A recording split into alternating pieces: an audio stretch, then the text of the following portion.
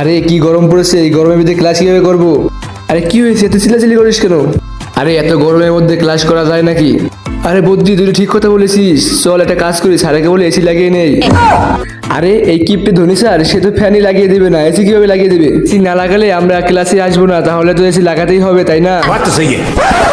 Good morning teacher. Good morning বাচ্চারা। আরে তুই দাঁড়িয়ে আছিস কেন, তোকে কি আলাদাভাবে বলতে হবে নাকি? স্যার অনেক গরম পড়েছে, একটা এসি লাগিয়ে দেন না। আরে তুই ক্লাসের ফিস দিস না, 6 মাস হয়ে গেছে, আর তোর জন্য ক্লাস এসি লাগাতে হবে, চুপচাপ বসে পড়। স্যার এসি না লাগালে কাল থেকে আমরা কেউ স্কুলে আসবো না। হ্যাঁ স্যার। আরে এই বাচ্চা তো আমাকে অনেক ঝামেলার মধ্যে ফেলিয়ে দিয়েছে। ঠিক আছে বাচ্চারা, দেখি কি করা যায়। Thank you sir. Yeah yeah. কি বাচ্চারা, এবার তো তোমার আর গরম লাগবে না। আরে স্যার, আমার চুল তো অনেক ছোটই ছিল, তারপর তুমি আমাকে ন্যাড়া করে দিয়েছো।